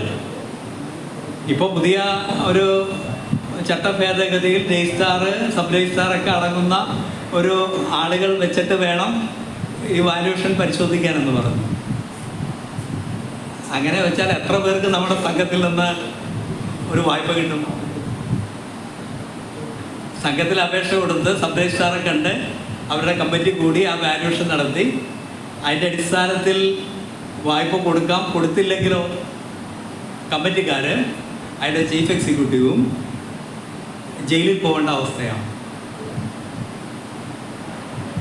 അത് ഈ നമ്മുടെ സംഘങ്ങൾക്ക് ഇന്ന് നാം നേടിയ സഹകരണ സംഘങ്ങളുടെ ഇതിന് ഗുണകരമാകുമോ എന്ന് നമ്മൾ ചിന്തിക്കേണ്ട. മറ്റൊന്ന് 59B ആണ്. നേരത്തെ ഇമ്മോബിൾ പ്രോപ്പർട്ടീസ് മേടിക്കുന്നതിനായിരുന്നു. ഇപ്പോൾ society shall follow the norms as may be prescribe while acquiring movables and immovable properties. അതായത് നിങ്ങളുടെ സംഘത്തിലെ നേരത്തെ സ്ഥാവര വസ്തുക്കൾ എന്ന് വെച്ച് കഴിഞ്ഞാൽ ഭൂമി, അല്ലെങ്കിൽ കെട്ടിടം. പക്ഷെ ഇതിപ്പോൾ ജംഗമ വസ്തുക്കൾ കൂടി വന്നു. അപ്പം നിങ്ങളുടെ സംഘത്തിൽ ഒരു കമ്പ്യൂട്ടർ മേടിക്കണം, നിങ്ങൾ പെർമിഷൻ മേടിക്കണം. അല്ലെങ്കിൽ ഒരു കൗണ്ടർ ഒന്ന് പുതുക്കി പണിയണം, പെർമിഷൻ മേടിക്കണം. അതാണ് 59B എന്ന് പറയുന്ന വ്യവസ്ഥ കൊണ്ടുവരുന്നത്.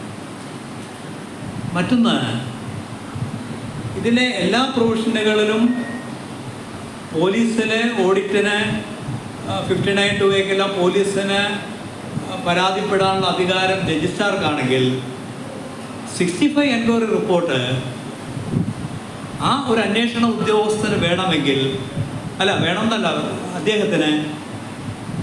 അദ്ദേഹത്തിൻ്റെ മേലധികാരികൾക്ക് റിപ്പോർട്ട് സമർപ്പിക്കുന്നതോടൊപ്പം തന്നെ പോലീസ് ഓഫീസർക്കും റിപ്പോർട്ട് കൊടുക്കണമെന്നാണ്.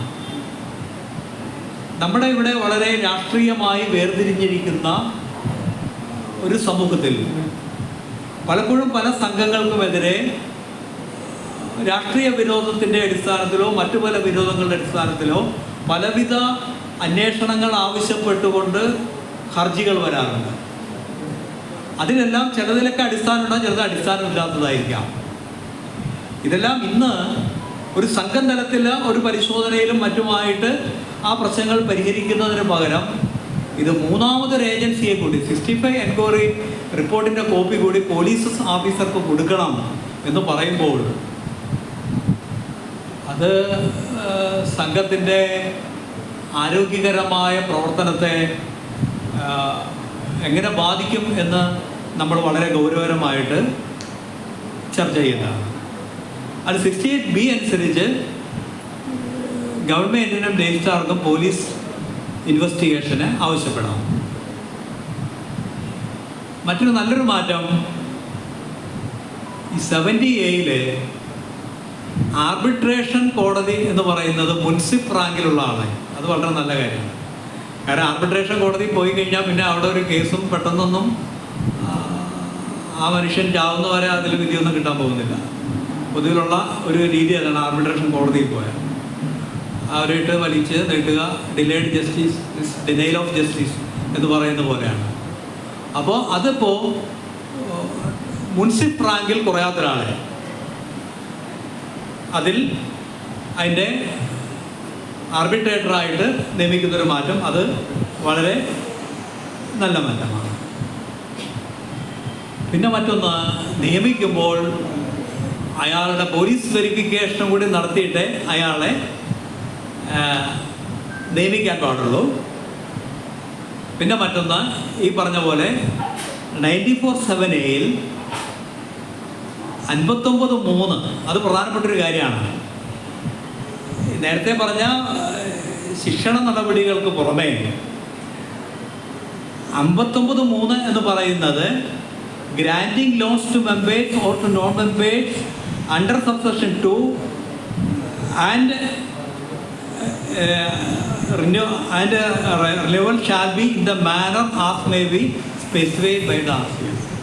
അതായത് RCS നിബന്ധിക്കുന്നതിൽ നിന്ന് വ്യത്യസ്തമായി നിങ്ങൾ മെമ്പർമാർക്കോ നോൺ മെമ്പർമാർക്കോ വായ്പ കൊടുത്താൽ ഇത് നിങ്ങൾക്കെതിരെ പെനൽ പ്രൊവിഷൻ. ഇതാണ് ഈ സഹകരണ നിയമത്തിൻ്റെ രത്നചുരുക്കം. ഞാൻ ഇത് വായിച്ച് നോക്കിക്കഴിഞ്ഞപ്പോൾ എനിക്ക് ഒരു കാര്യം, സഹകരണ മേഖലകളിൽ ഒട്ടനവധി പ്രശ്നങ്ങളുണ്ട്. ആ പ്രശ്നങ്ങൾ സങ്കീർണമാകുന്നതിൽ ഒരു പങ്ക് നമ്മുടെ സഹകരണ മേഖലയിൽ തന്നെ പ്രവർത്തകരും വഹിച്ചിട്ടുള്ളവരാണ്. അതിലും തർക്കങ്ങളില്ല. പക്ഷെ ആ തെറ്റുകളെ നമ്മൾ ജനറൽവൽക്കരിച്ച് സാമാന്യവൽക്കരിച്ച് ഈ മേഖലയെ ആകെ അവിശ്വാസമുള്ള ഒന്നാക്കി മാറ്റുന്ന രീതിയിൽ, അതുപോലെ ഈ നിയമങ്ങളെല്ലാം വായിച്ചതിന് ശേഷം എൻ്റെ അടുത്ത് ഒരാൾ പറഞ്ഞത്, ഇനി കമ്മിറ്റിയിലേക്ക് മത്സരിക്കാൻ എങ്ങനെ സാധിക്കും എന്നാണ്. കാരണം ഇത്രയും ഇപ്പോൾ വായ്പ കൊടുക്കണമെങ്കിൽ ഒരു സംഘത്തിന് ആവശ്യമായ തനതായ വിധത്തിലുള്ള അതിൻ്റെ പ്രവർത്തനങ്ങൾ നടത്തുന്നതിനെല്ലാം ഈ പറയുന്ന ചട്ടങ്ങളും നിയന്ത്രണങ്ങളും ഒരുപക്ഷെ പ്രാവർത്തികമായി ആദ്യമെല്ലാം വന്നില്ലെങ്കിലും പിന്നീട് ആ സംഘത്തിൻ്റെ ദൈനംദിന പ്രവർത്തനങ്ങളിൽ ഇത് മുഴുവൻ ഒഴിയാക്കുരുക്കുകളും കേസുകളുമായി ഈ സംഘങ്ങൾ പെടുന്ന ഒരു നിലയിലേക്ക് വന്നു. ഇനി ഇതെല്ലാം ഈ സംഘങ്ങൾ ഇന്ന് നേരിടുന്ന പ്രശ്നങ്ങൾക്ക് പരിഹാരമാണ്. ഞാൻ അതുകൂടി പറഞ്ഞിട്ട് ഞാൻ എൻ്റെ പ്രസംഗം അവസാനിപ്പിക്കുകയാണ്. ഒന്നാണ്, എന്താണ് നമ്മുടെ സംഘങ്ങളെ ബാധിച്ചിരിക്കുന്ന ഇന്നത്തെ പ്രശ്നം? ഒന്ന്, നമ്മളുടെ ക്രെഡിബിലിറ്റി ക്രൈസിസ്. നമ്മുടെ വിശ്വാസ്യതയിൽ വന്നൊരു തകർച്ചയുണ്ട്. ഈ വിശ്വാസ്യത തകർച്ച എങ്ങനെ വന്നു? ഒന്ന്, ഇതിൽ ഒരു ഭാഗത്ത് കേരളത്തിലെ സഹകരണ മേഖല നയിക്കുന്നവരും അതിലെ കമ്മിറ്റിക്കാരും അതിലെ ജീവനക്കാരും ഉത്തരവാദിത്തം. ഒന്ന്, നമ്മൾ ഓവർ ക്രെഡിറ്റ് കൊടുക്കും.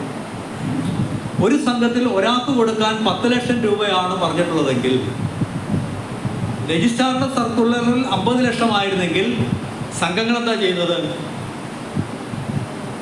10 പേരുടെ പേരിൽ ഒരു വായ്പ, ഒരു വസ്തുവിൽ തന്നെ 50 വായ്പ കൊടുക്കും. നമ്മൾ ഈ മേഖല നയിക്കുന്നവർ, ഞാൻ സംഘത്തിൻ്റെ പേരൊന്നും പറയുന്നില്ല, ഈ ജില്ലയിലെ ഒരു സംഘം 90 കോടി രൂപയാണ് അവിടെ നടന്ന സാമ്പത്തിക ഇടപാട്. എന്താ ചെയ്തത്? ഇന്നും പല സംഘങ്ങളും നടക്കുന്നുണ്ടാവും. ഗഹാൻ, നമ്മുടെ ഈ നിയമത്തിൽ അത് വന്നിട്ടില്ല, കണ്ടിട്ടില്ലായിരിക്കാം. എങ്ങനെ ഗഹാൻ ഇപ്പം ചെയ്യുന്നത്? ഞാൻ ഈ രജിസ്ട്രാർ ഓഫീസ്, സബ് രജിസ്ട്രാർ ഓഫീസിൽ ഒരാൾ പോയി ആധാർ രജിസ്റ്റർ ചെയ്യുന്നതിൻ്റെ എന്താ വാലിഡിറ്റി? ഇപ്പൊ BP പിള്ള സാറ് പോയി കടുങ്ങല്ലൂർ സബ് രജിസ്ട്രാർ ഓഫീസിൽ പോയി രജിസ്റ്റർ ചെയ്താൽ ഒറ്റ കാര്യത്തിന് ഉറപ്പുള്ളൂ, BP പിള്ള സാർ ഇവിടെ വന്നു, BP പിള്ള സാർ ഇവിടെ ഒപ്പിട്ടു, എൻ്റെ മുന്നിൽ ഒപ്പിട്ടു, ഈ പ്രമാണത്തിൽ ഒപ്പിട്ടു എന്നാണ്. അതാണ് രജിസ്ട്രേഡ് ഡോക്യുമെന്റിന്റെ സാങ്സിറ്റി. പക്ഷെ ഇന്ന് സംഘങ്ങളിൽ എന്താണ് നടന്നത്? ഈ സംഘത്തിൽ നടന്ന കാര്യം ഞാൻ പറയാം. അദ്ദേഹം റിയൽ എസ്റ്റേറ്റ് ഏജന്റാണ്. അദ്ദേഹം ഒരാളുടെ വസ്തു വിലയ്ക്ക് ചോദിക്കുന്നു, ഇത്ര രൂപയ്ക്ക് വസ്തു തരാമെന്ന് പറയുന്നു. ആ വസ്തുവിൻ്റെ വില നിശ്ചയിച്ച് ആ പൈസ അദ്ദേഹത്തിന് കൊടുക്കുന്നു, അദ്ദേഹത്തിൻ്റെ ആധാരം മേടിക്കുന്നു. ആ ആധാരം മേടിച്ചിട്ട് അപ്പം വിൽക്കുന്ന ആൾക്ക് അയാളുടെ പൈസ കിട്ടി, ആധാരം പിന്നീട് രജിസ്റ്റർ ചെയ്യാന്ന് പറയും. പക്ഷേ അയാളുടെ പേരിൽ 50 ലക്ഷം രൂപയ്ക്കാണ് ആ കച്ചവടം നടന്നതെങ്കിൽ ഒരു 2 കോടി രൂപയ്ക്ക് 4 or 5 ആളുകളുടെ പേരിൽ വായ്പ ക്രിയേറ്റ് ചെയ്ത് അദ്ദേഹത്തിൻ്റെ ചില ആളുകളുടെ പേരിൽ വായ്പ എഴുതി ഈ വസ്തു ജാമ്യം വെച്ച് ഈ ആൾ വരാതെ സെക്രട്ടറിയുടെയോ അല്ലെങ്കിൽ ഗഹാൻ രജിസ്റ്റർ ചെയ്യുന്ന ആളുടെയോ രജിസ്റ്ററിൽ ഇയാളുടെ ഒപ്പ് കൃത്രിമമായി ഒപ്പിട്ട് ആണ് ഈ തിരിമറി നടത്തിയത്. എന്താണ് അതിൻ്റെ കാരണം? ഈ ഗഹാൻ ഇന്ന് ഇപ്പോൾ രജിസ്റ്റർ ചെയ്ത് എങ്ങനെയാണ്? സംഘത്തിൽ രജിസ്റ്റർ ചെയ്താൽ മതി.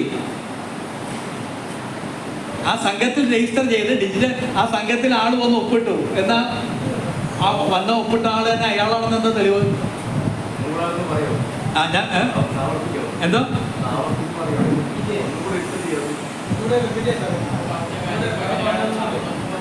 നടന്നു എന്ന് പറഞ്ഞത് ആ സംഭവം ആ സംഘത്തിൽ നടന്നോ?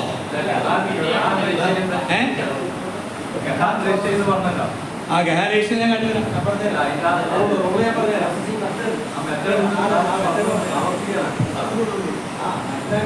പല സംഘം നടക്കുന്നുണ്ട്.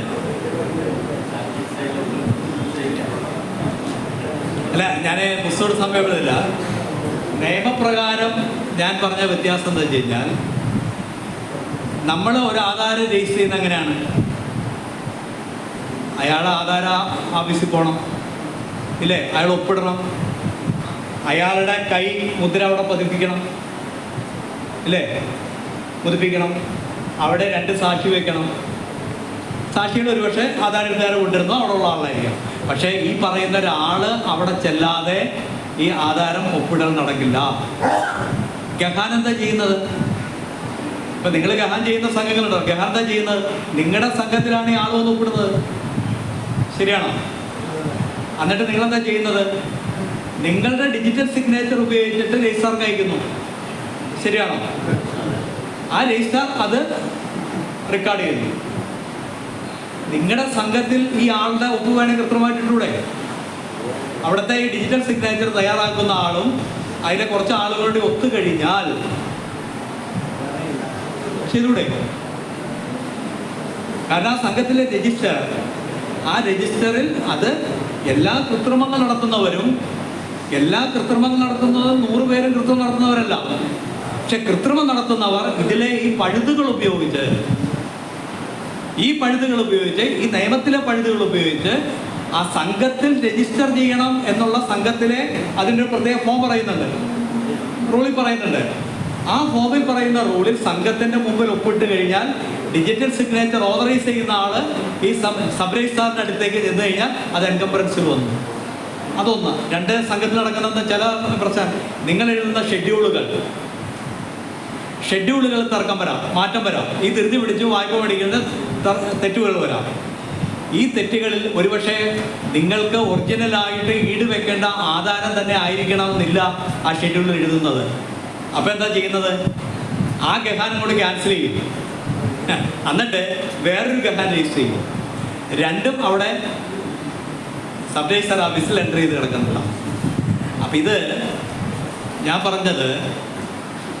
പറഞ്ഞ പോയിന്റ്, നമ്മുടെ സഹകരണ മേഖലയിലെ ഒട്ടനവധി ആശാസ്യങ്ങളല്ലാത്ത പ്രവണതകൾ സംഘങ്ങളിൽ നടക്കുന്നത് കൊണ്ടാണ് ഇത്തരമായ ഒരു കർശനമായ ഒരു നിബന്ധനകളിലേക്ക് വിശേഷിച്ച് ഈ മേഖലയെ നയിക്കണം എന്ന ഉദ്ദേശം വെച്ചുകൊണ്ടാണ് ചെയ്തത്. അല്ലാതെ മനഃപൂർവ്വം ആ സംഘത്തെ ഇത് ചെയ്യണമെന്ന് ഉദ്ദേശമല്ല.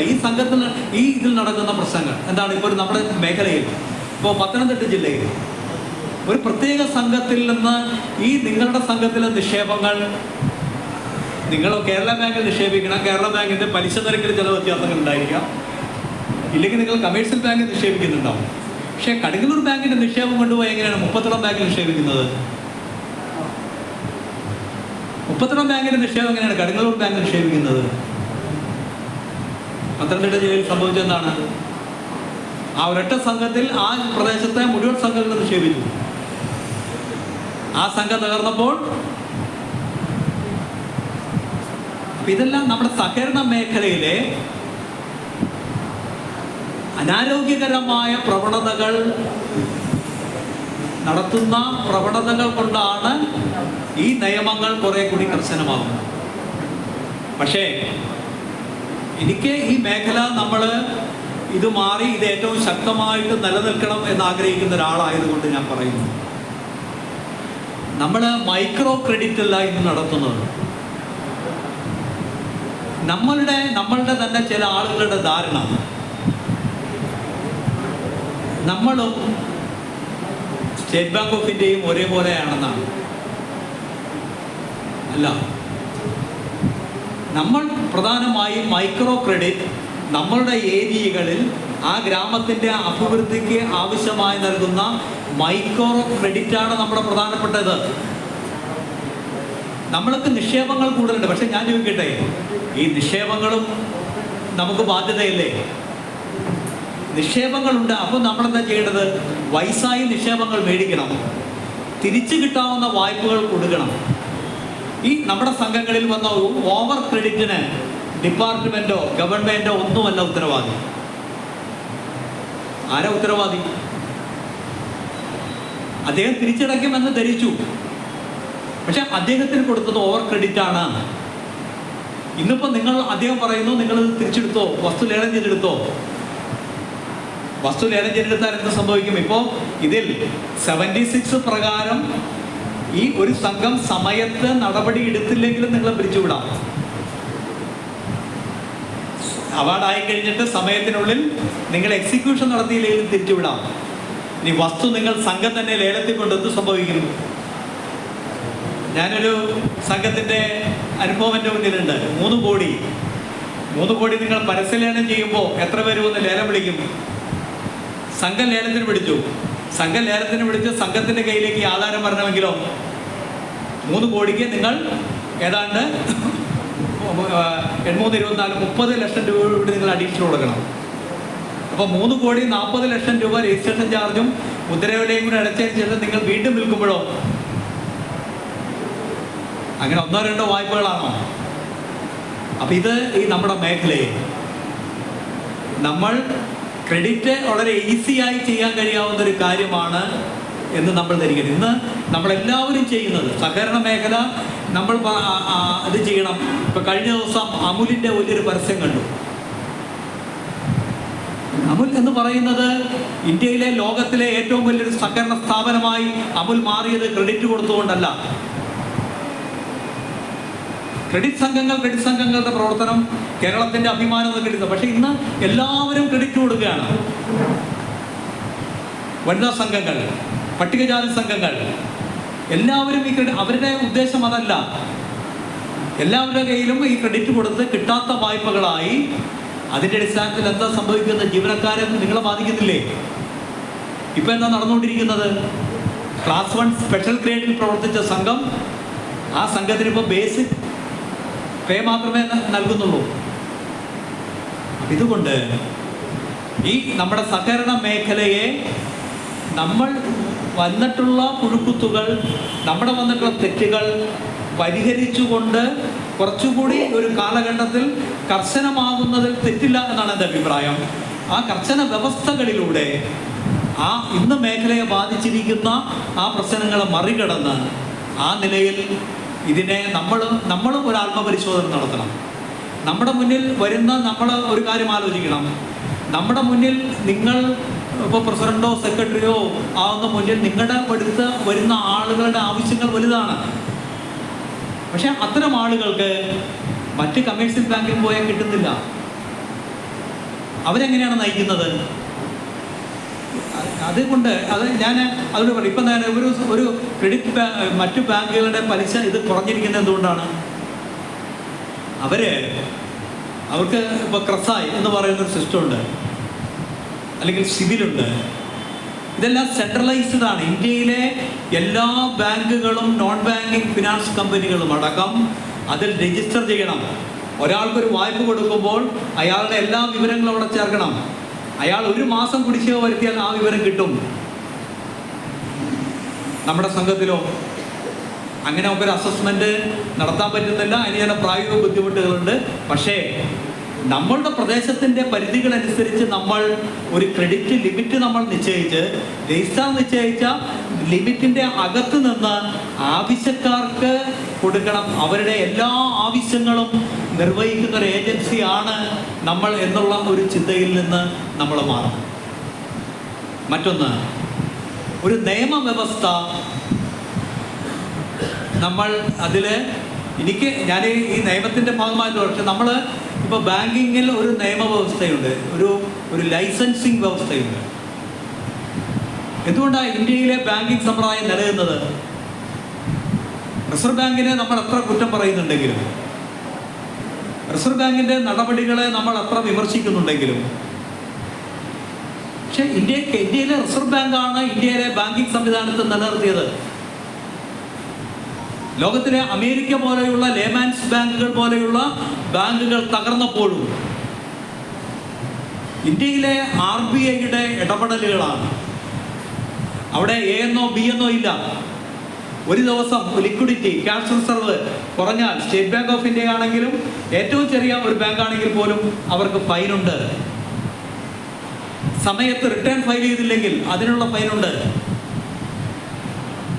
അത് കർശനമായി പാലിക്കുന്ന ഒരു സംവിധാനം ക്രെഡിറ്റ് മേഖലയിൽ നമ്മൾ കൊണ്ടുവരികയും ക്രെഡിറ്റ് മേഖലയെ ശക്തിപ്പെടുത്തുകയും മറ്റ് സംഘങ്ങളൊന്നും എല്ലാവരും ക്രെഡിറ്റ് കൊടുക്കുന്ന സമ്പ്രദായം അവസാനിപ്പിച്ച് അതൊരു ക്രെഡിറ്റ് മേഖലയ്ക്ക് മാത്രമായി. ഇപ്പോൾ ഈ നിയമത്തിൽ 3OAയിൽ ഭേദഗതി കൊണ്ടുവന്നിട്ടുണ്ട്. ഒരു വില്ലേജിൽ ഒരു സംഘം ഏറ്റവും നല്ലൊരു ആദർശമാണ്. അതിനെ രാഷ്ട്രീയ കാരണങ്ങളെ അതിനെ ദുർബലപ്പെടുത്താൻ അഗ്രികൾച്ചർ ഇംപ്രൂവ്മെന്റ് സൊസൈറ്റികളുണ്ടാക്കി. അപ്പോൾ ഇത് നമ്മൾ സ്വയം മനസ്സിലാക്കി. ഇത് UDFനെയോ LDFനെയോ BJPയോ മാത്രം ബാധിക്കുന്ന പ്രശ്നമല്ല. ഇത് കേരളത്തിൻ്റെ നിങ്ങൾ ലക്ഷക്കണക്കിന് ആളുകൾ പണിയെടുക്കുന്ന ലക്ഷക്കണക്കിന് ആളുകളുടെ സാമൂഹ്യ ജീവിതത്തിൻ്റെ പ്രധാനപ്പെട്ട ഒരു ഭാഗമായ സഹകരണത്തെ നമ്മളിങ്ങനെ അതിനെ ഒരു ലാഘവ ബുദ്ധിയോടുകൂടി തകർത്തെറിയാനുള്ളതല്ല. ഇതിൽ അർപ്പിച്ചിരിക്കുന്ന ജനജീവിതങ്ങളുടെ ജീവിത അഭിലാഷങ്ങളുണ്ട്. ഈ സഹകരണ സംഘങ്ങൾ എന്ന് പറയുന്നത് ഒരു ഗ്രാമപ്രദേശത്തിലെ ജനങ്ങളുടെ അഭിലാഷമാണ്. 10-90% അല്ലെങ്കിൽ കേരളത്തിൻ്റെ അടിസ്ഥാനത്തിൽ 40% ഇന്ന് മാർജിനലൈസ് ചെയ്യപ്പെടുന്ന ആളുകൾക്ക് പ്രതീക്ഷ എന്ന് പറയുന്നത് ഈ സംഘമാണ്. ആ സംഘത്തെ നമ്മൾ ഇന്ന് അതിലുള്ള പുഴുക്കുത്തുകളെ നമുക്ക് മാറ്റാൻ സാധിക്കണം.